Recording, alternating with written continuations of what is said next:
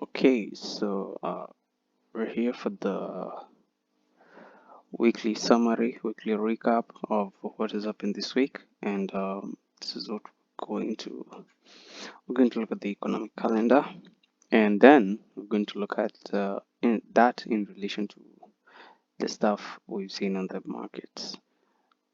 So we begin on Monday. It was a U.S. holiday, Juneteenth.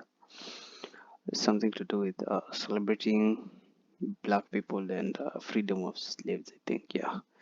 So that was Monday. Was a holiday.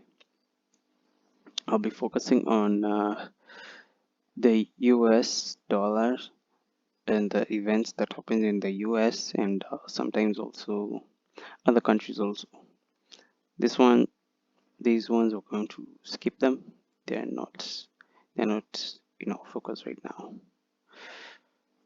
Okay, Tuesday, June 20th. People's Bank of China lowered prime rate. Well, this one caused a lot of market instability on Tuesday. Let's look at that. Okay, the People's Bank of China cut two benchmark lending rates. It's 1 year and 5 year loan prime rates by 10 basis points each. The prime rate cuts, the first in 10 months, followed similar easing in other money rates last week, but were less aggressive than some had hoped with 50% blah blah. Anyway, while the rest of the world is hiking rates, the People's Bank of China is cutting rates. This is, of course, the post-COVID. It's the efforts for the post-COVID recovery. Yeah, you remember China was greatly affected, and they had so many waves. And yeah, so that's why they're still cutting rates. FOMC member Bullard speaks. That one was nothing important there. Building permits. This is 5.2%. This is very high as compared to the previous ones. Oh my god. Let's look at that. Building permits. You can see there was an uptick after 3 straight months of declines. This one was finally a positive 5.2%. Building permits is a report closely watched by the economists and investors alike. Zoom in. Report watched by economists and investors alike, since all anyway it's a number that gives a report can give a major hint as to the state of the economy in near future. Building, if people are building, it means they have money. More building permits means more people have money, means the economy is good. So building permits may this is preliminary releases. Yeah, there's the main one and then there's this one, preliminary. It's usually important to show how things are going so far before we get the main release. So, and then there was housing starts. This one is something else that caused a lot of market movements because housing starts, major change in number of new constructions underway. Construction industry is one of the first to go in a recession when the economy declines, but also to recover as conditions improve. So yeah, these housing starts, they are leading indicators of the state of the economy, and we can see here the actual was 21%, like very high from what you've seen in, like, is it? Yeah, it's the highest in almost 2 years, the highest in a long time. Yeah, hey, this goes even past 2 years. It's the highest positive change we've seen in a while, and this means recovery. This means the economy is likely to do good in future because housing starts. If people are building, it means they have the money. So Yeah, this is a leading indicator of the state of the economy. 1.6 million. Back to here a bit. You see, this is the month-on-month change. So housing starts increasing 21% in 1 month, in the month of May, in 1 month. This is a very good sign that people have money and they are spending it. Home builders especially, they have money and they are spending it. New housing. Yeah. Okay. Global, ignore this one's FOMC member Williams. Ignore that one for now. On Wednesday, June 21st, got the CPI for the pound, the UK. CPI year-over-year change 8.7%, still the same as the previous reading, 8.7%. So inflation isn't really going down here, but looking at the situation, yeah, because the peak was at 11%, so it's only the past 2 months where inflation has stagnated at 8.7%. Yeah, so that was something to trade. Let me continue. Canadian dollar retail sales, this one you can ignore them.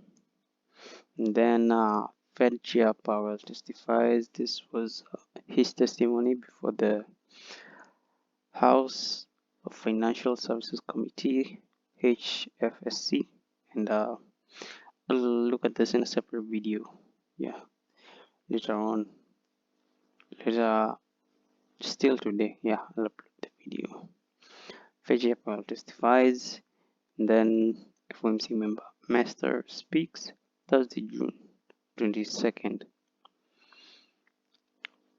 CHF, Swiss National Bank interest rate decision Q2 1.75%. Yeah, this was according to estimates, and there was a good move there. Yeah, let me not talk about that one today.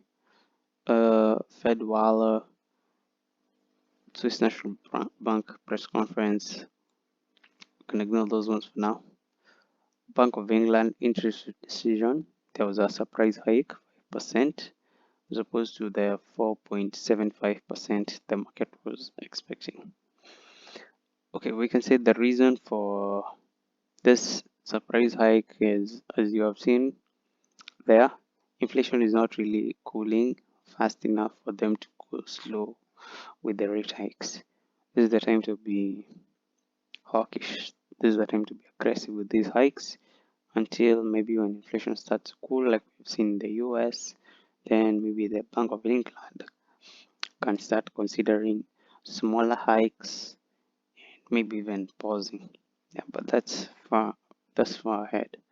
Currently, the inflation situation in the country is not good. Yeah, was there something here? Yeah, Bank of England surprised markets with a 50 basis point rate hike following a series of smaller moves this year.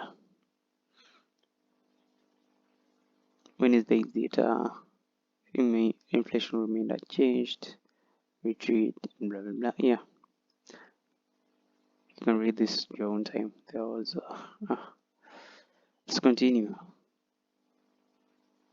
This is Thursday. Yeah, on Thursday again, existing home sales 4.3 million, above the estimates and slightly above the previous one. Existing home sales 0.2%, a positive from the previous one, which is a negative. So a very small positive though.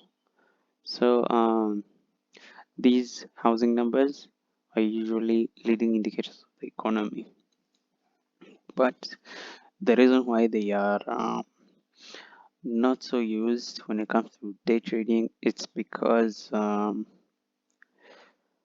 they don't have an exactly big effect on the market. You get? They don't have a significant, they don't affect the market significantly, but they do give a good projection of what the economy is going to do in the next few months. Yeah. So this one's, you can see the numbers here, they fluctuate a lot.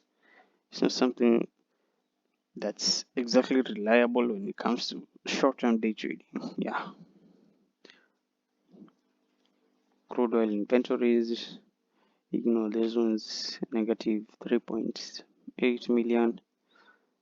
Yeah, this number again, another one usually fluctuates a lot. That's why we don't use this one in day trading. Again, about the Fed chair powell testimony for Wednesday and Thursday, I'll do a separate video about the testimony, what he said on both Wednesday and on Thursday. There was some very market moving comments which you should definitely know about. Friday, June 23rd, China Dragon Boat Festival. Okay, retail sales for the pound. And then the PMIs for euro and the pound. FOMC member Bostic. These ones I'll cover them just slightly when I talk about Fed Chair Jerome Powell's testimony in the next video. So you can safely ignore those ones. And then there was the manufacturing PMI. These are the preliminary release. Also the services PMI, preliminary release. Manufacturing 46.3, smaller than the expected 48.5 and even below the previous 48.4. Services PMI 54.1, slightly above the 54 mark estimate. Looking closer at the manufacturing PMI, you can see it has been falling for a while, and yeah, usually it's below estimate just by a bit. Yeah, it's usually below estimate, so that's not something to scare you. That's not something to mean a lot, but this something let me say this before I forget. This PMIs, these are not the same as the ISM manufacturing PMIs. They're different. These PMIs are released by the let's look market. You can see market. Wait, PMI by S&P Global. This is the company that does this PMI data, which is not exactly reliable since we have the PMIs of the ISM, Institute of Supply Managers, and that's the more reliable reading. These ones you can safely ignore them because yeah, it's a preliminary release, and when the actual ones drop, they drop together with the ISM PMIs, which are the more accurate ones. Let me look at that one. ISM, yeah, Institute of Supply Managers. Their PMIs are the ones which are considered more. You can see manufacturing PMI, services PMI, hospital PMI. These are the ones that are more reliable when it comes to getting a forecast of what prices and employment are going to do in the near future. Yeah.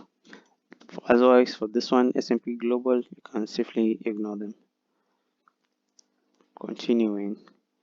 Yeah, that was it for the week. After the services PMI, there really isn't anything much to highlight. Yeah, that's it.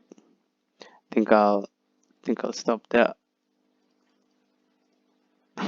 Yeah, I'll have to stop there for today.